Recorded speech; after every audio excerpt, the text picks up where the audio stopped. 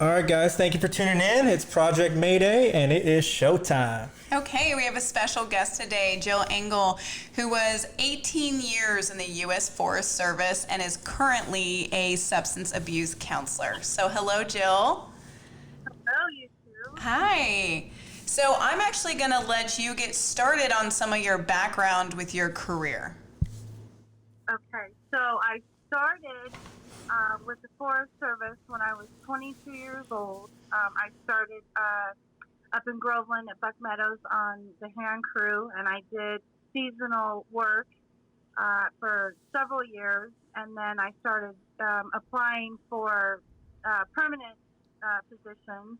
And my first permanent position was on a Type 3 engine as a squad boss. And then I slowly just started to work my way up and became an AFEO, Assistant Fire Engine Operator, and then an FEO, and then I became a captain. And so I started in 1997, and I think I ended about 2013. 2013. That's great. Not really, not to my own accord, though. We'll get into that.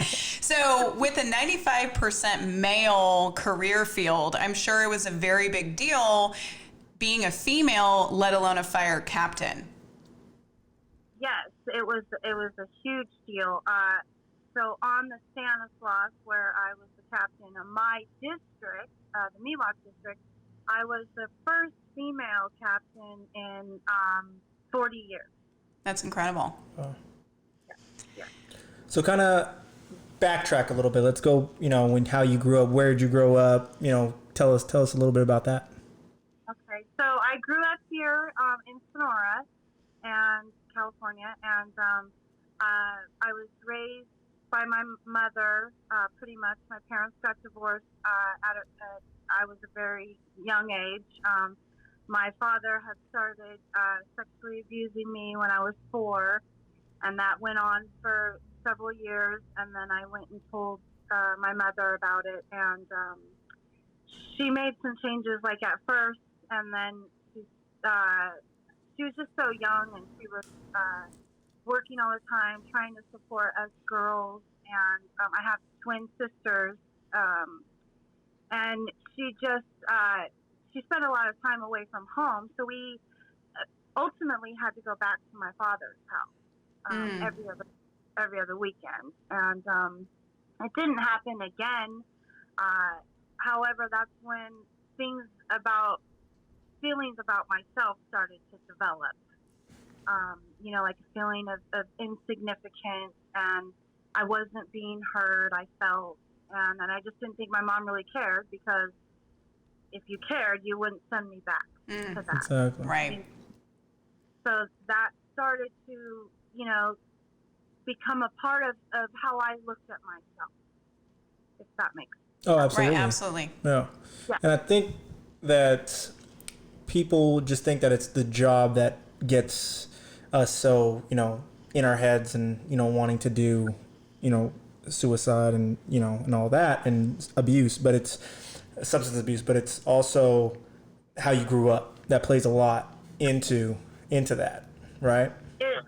It's almost, I would say it's practically, the beginning 90% of it, Right. because we are displaying, learned behaviors, things that we learned from our parents, coping skills or lack of coping skills, communication or lack of communication, whatever. So, however I was raised as a young child, whether it be to balance my checkbook or clean my house or all those things, I learned them all from my mom.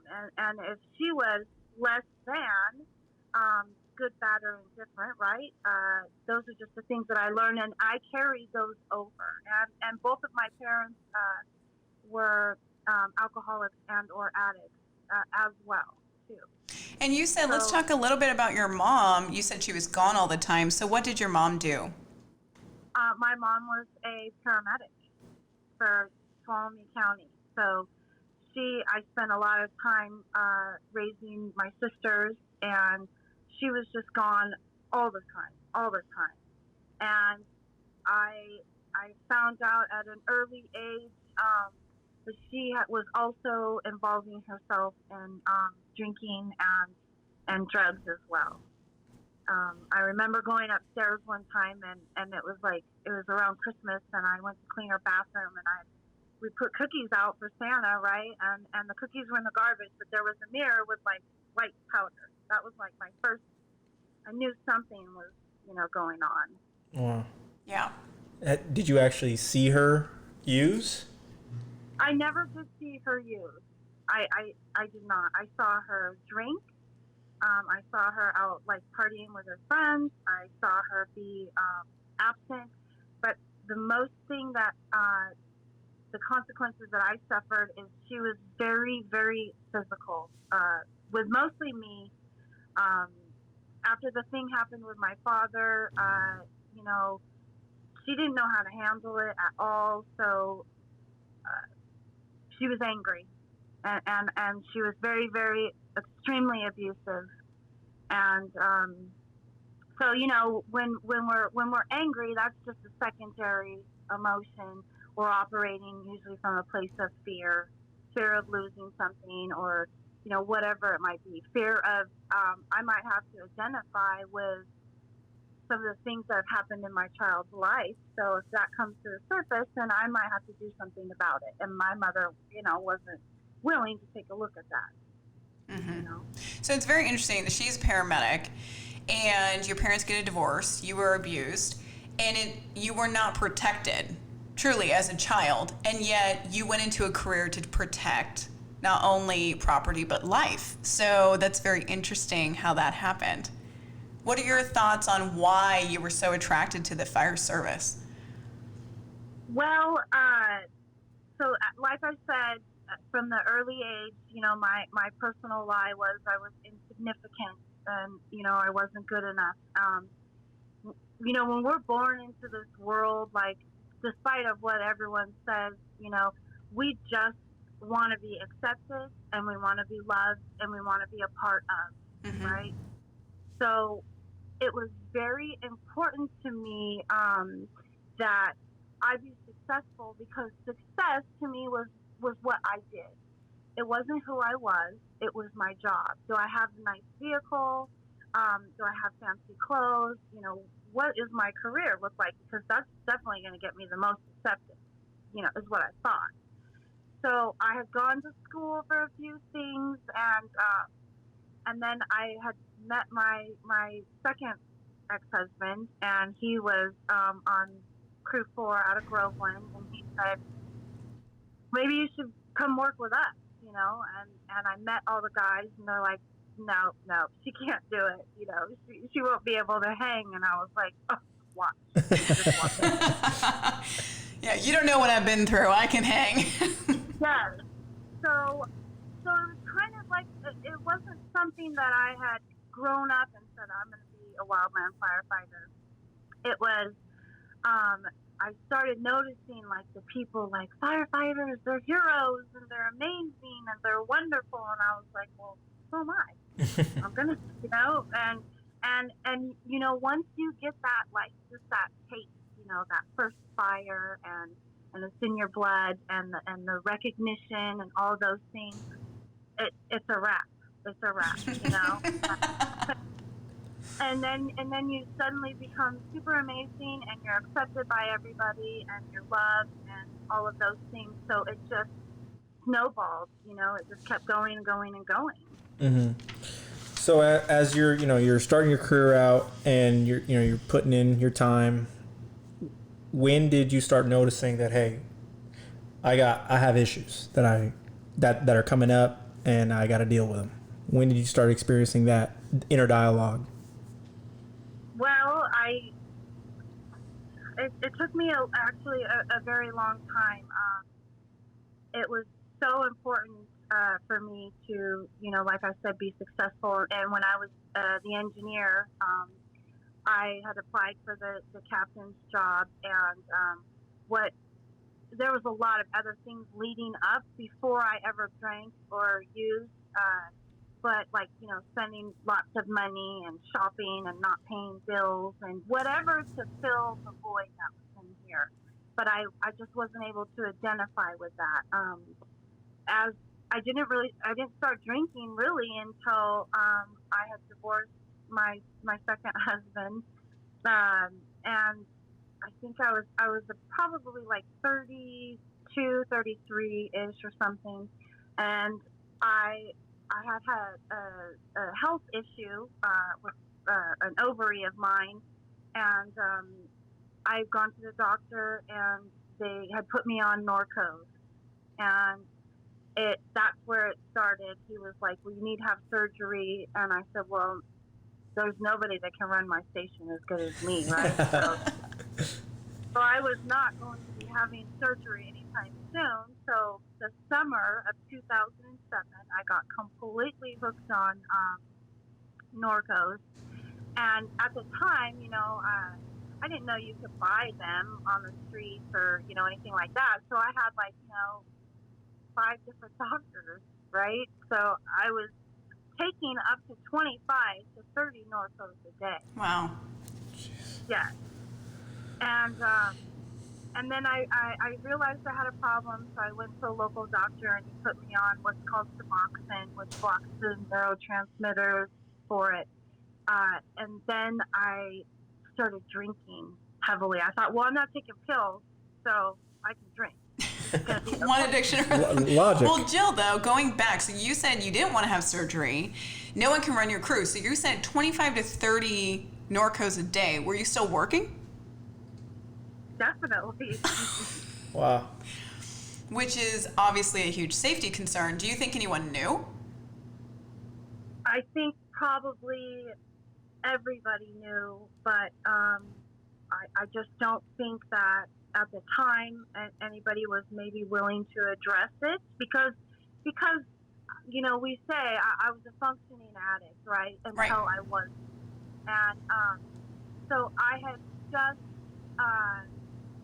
I'd been skating by, okay, until one morning we had to go to briefing somewhere, and I had to drive. I didn't have an engineer, and I wrecked the fire engine.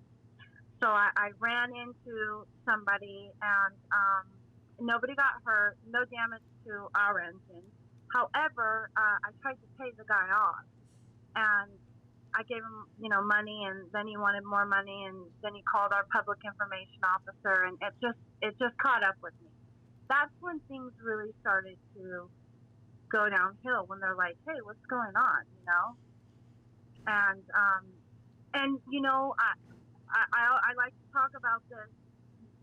When I got off the Norcos, my doctor at the time said, I think that you should go to an Alcoholics Anonymous meeting or a Narcotics Anonymous. And I said, absolutely not. I'm not an alcoholic, and I'm definitely not a narcotic user.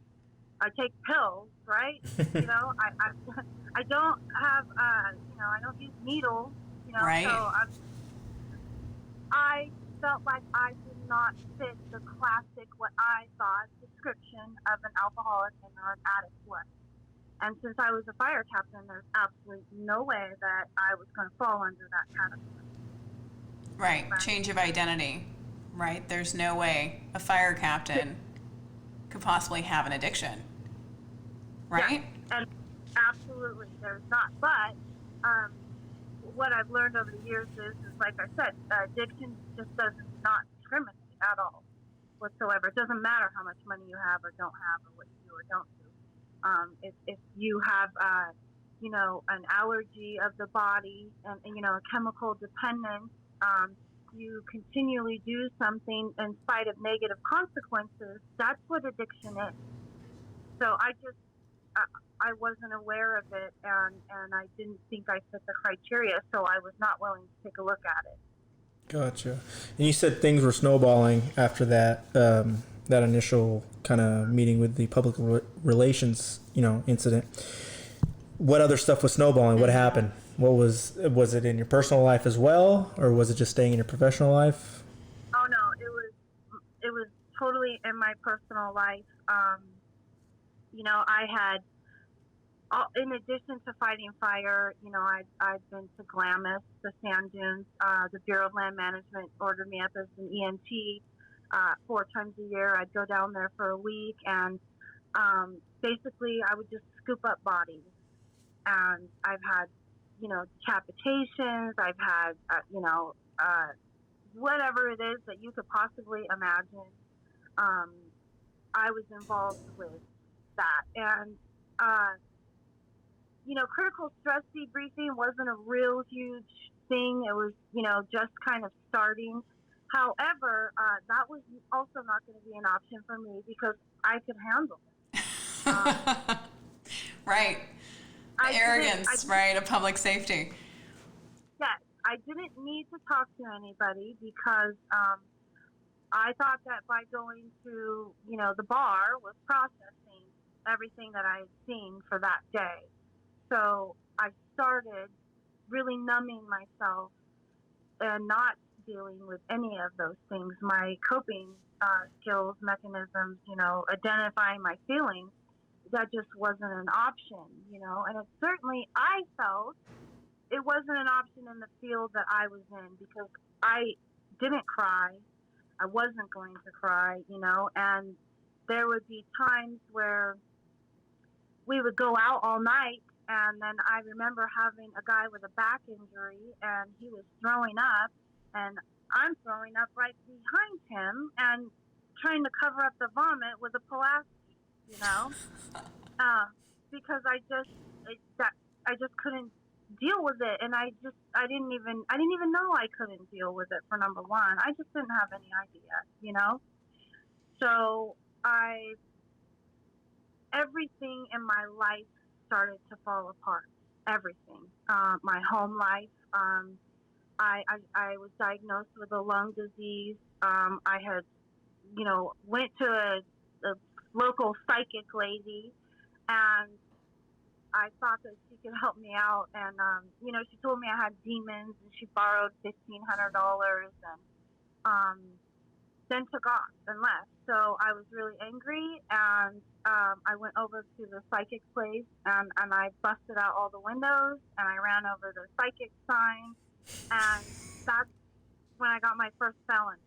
I only have one felony, but that's when I got my first felony. So I'm assuming you were using.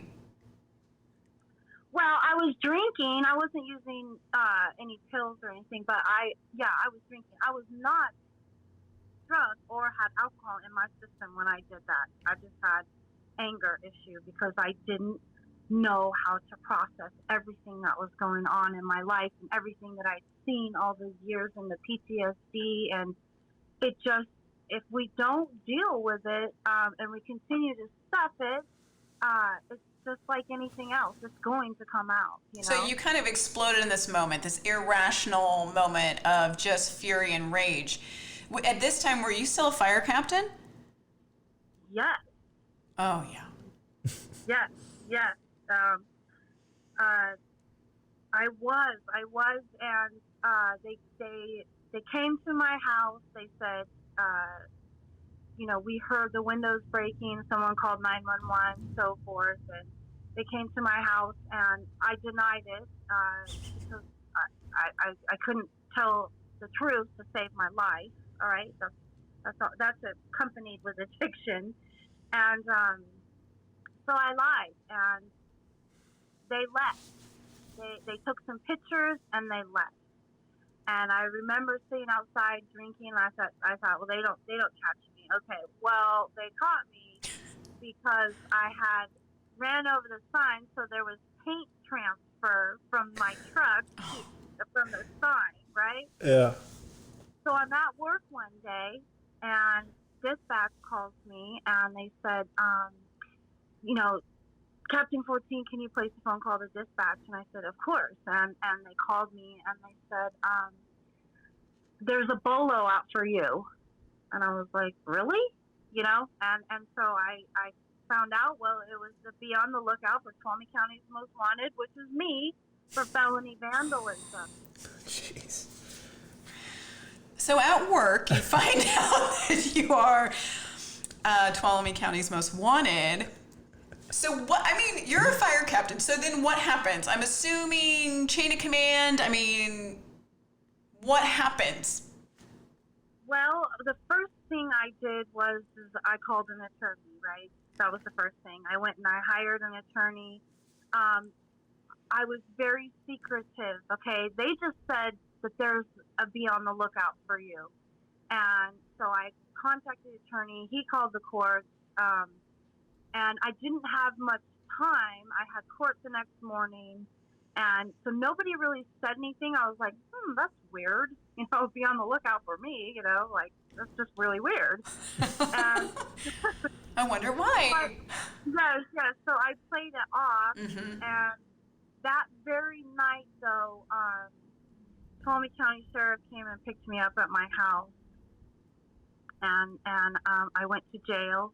And I got out. I got booked and released, you know, but that's just when things really, really started to go downhill. Like I stopped taking the Norcos, but I was taking Xanax or, you know, whatever I could get my hands on because I couldn't deal with anything. Now here I am.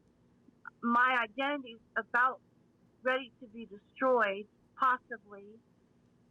Because for number one, all I was Captain 14. Okay, I was not Jill. I had no idea who Jill was. Right? I had no idea who my children were. They didn't know who I was, and so it was everything. I was just Captain 14, and this was looking like this might get taken from me, and my whole world fell apart. The relationship of 8 years. He was a dozer operator. So I was married. I was with two, wildland firefighters. My second husband was on the hot shots, and then I got into a relationship with a dozer operator. And so when all this thing started happening, he said, I'm done with this. I'm done with you. I'm done with your drinking, and it's over. You and I, we talked offline about, your drinking issues and whatnot. You want to talk about that a little bit? How the trouble that you got into? Yes. So in a short amount of time, like I said, was Ptolemy County's Most Wanted. I had, in about a 6-month period, I went from 0 to 100, like super fast. And I had gotten 3 DUIs. I had lost. In what span? About 6 months. Wow. Yeah.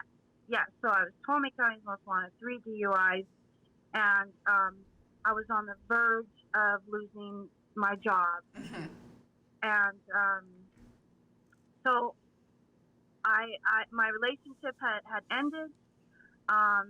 My children had went with their dads, and I just didn't care anymore. I felt like I had lost everything, and I was probably never going to get anything back. So I moved into the place by myself, and I got hooked up with the wrong people, and I started doing like heavy drugs. Like I started doing meth, and I started, buying pills and, just doing whatever I could because I couldn't deal with it. And during this process, I'm still fighting the felony vandalism for the psychic place, right? So I never, ever admitted it. I admit it today, okay? But I never had admitted it, and I took it to the bitter end. And the judge told me, I'm going to make an example out of you because you are a fire captain for the U.S. Forest Service, and we depend on you, and, we have certain expectations. So my initial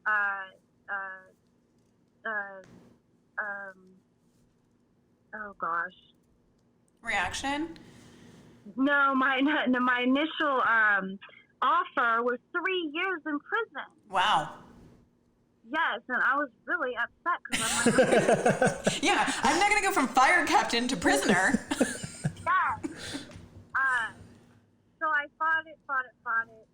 I ended up getting a year in Tuolumne County Jail. I did 47 days on that year, which was the scariest thing in my life, right?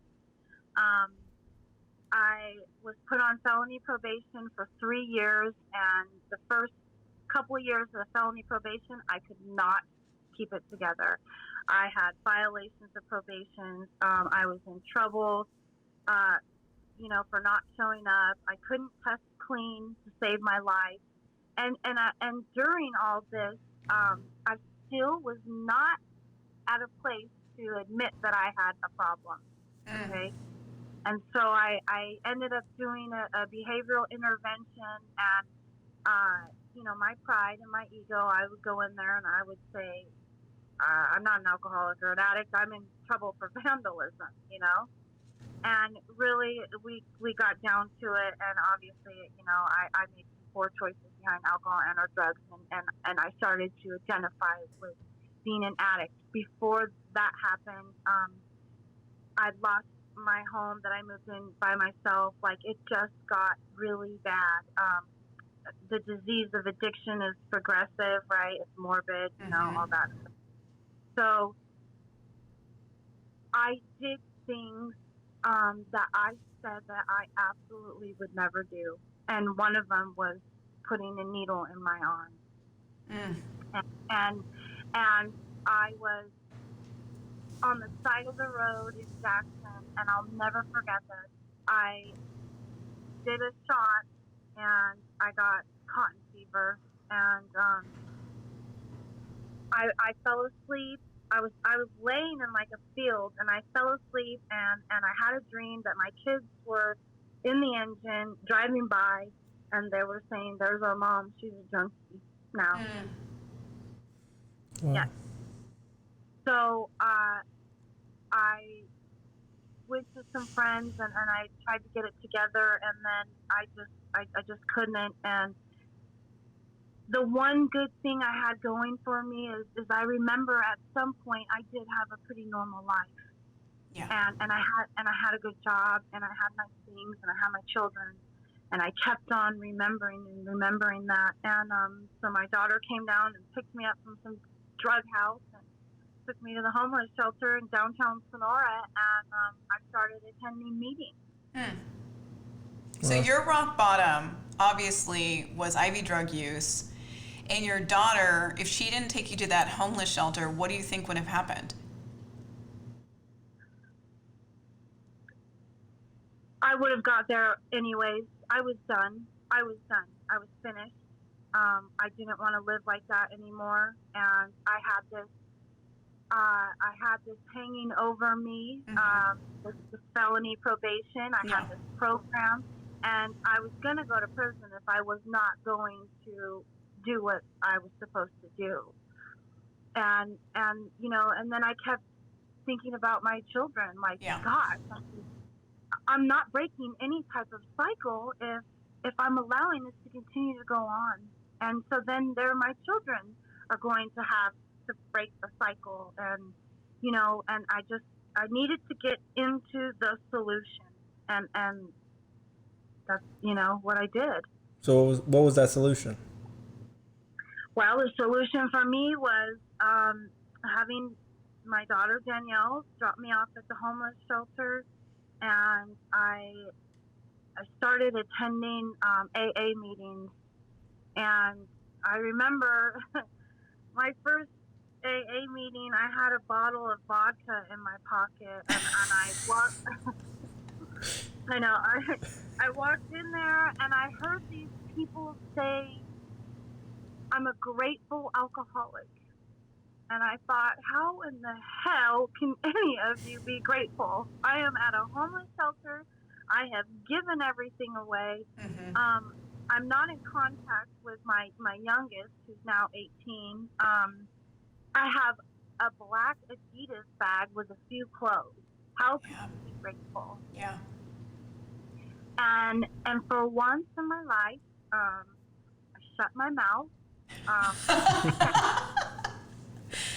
I put my pride and my ego down, and I started listening to what these people had to say. And although I didn't know this at the time, I always encourage everyone. My story is not the same as yours or hers or the next person, his, whatever. But we have to look for the similarities and not the differences, So I started looking for the similarities with these people, and I started believing what they said. And before you knew it, I was chairing meetings. I was a secretary of a meeting. I had 4 months clean and sober, and I was secretary of meetings.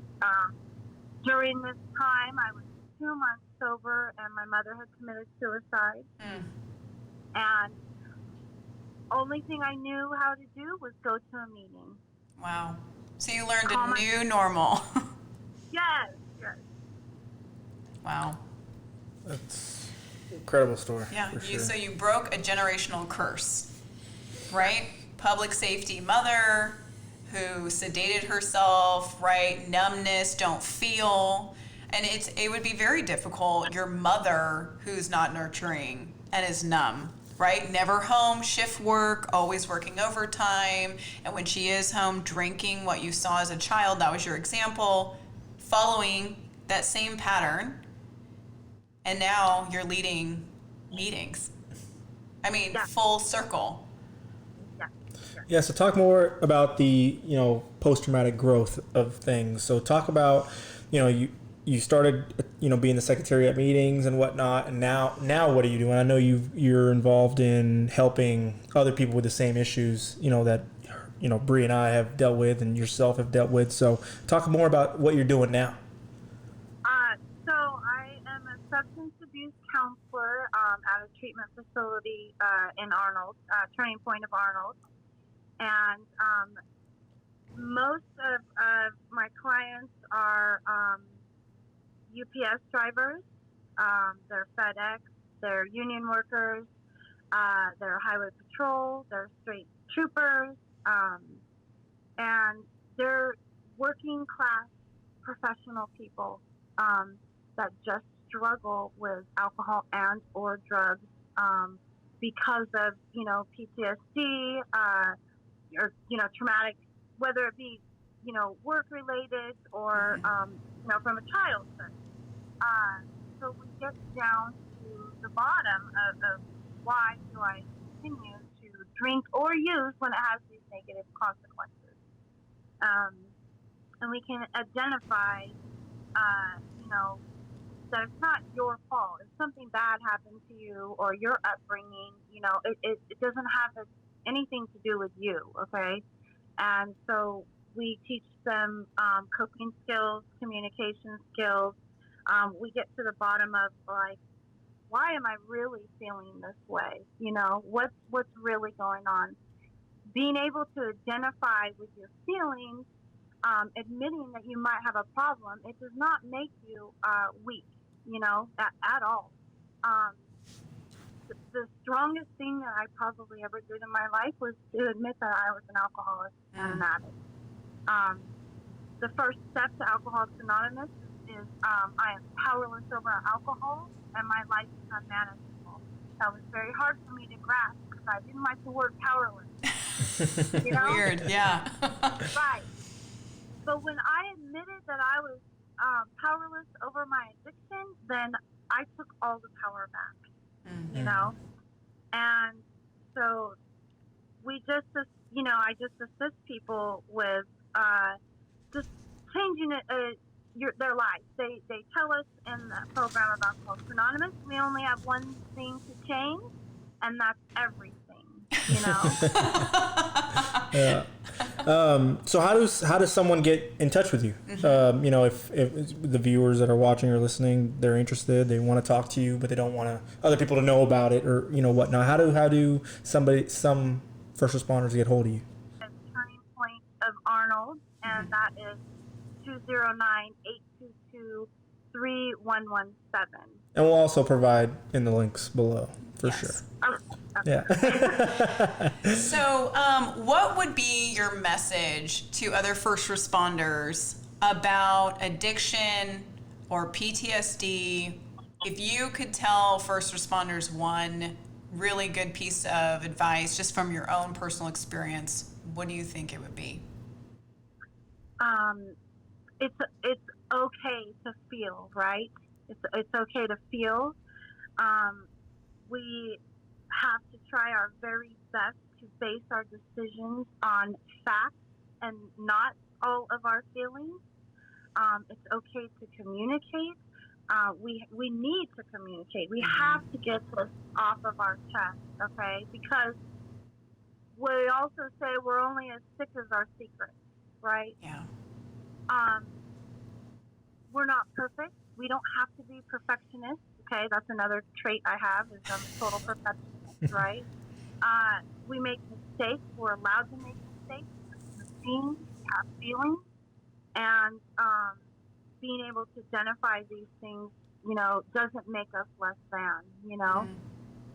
And it's really, really important that we reach out to people, and that we don't do this alone. We don't work alone, okay? Right. We don't have families alone. We don't need to be suffering alone. Absolutely. I love it, Jill. Yeah. So, Jill, how we like to end these out is it's called rapid fire. And I know you're a little anxious about it because of the control freak that you are. You didn't get to know these questions beforehand. So the rule is you answer in one word or phrase. So, there's going to be 5 questions, and you just answer them with one word or one phrase, and Bree will definitely take this over. Go ahead. Okay, Jill. First question, okay? One word to describe. Who's your favorite superhero? God. Okay. All right, that works. In one word, what do you want your kids to think of when they hear your name? Love. One word, favorite place to be? Dardanelles Vista Point. Okay.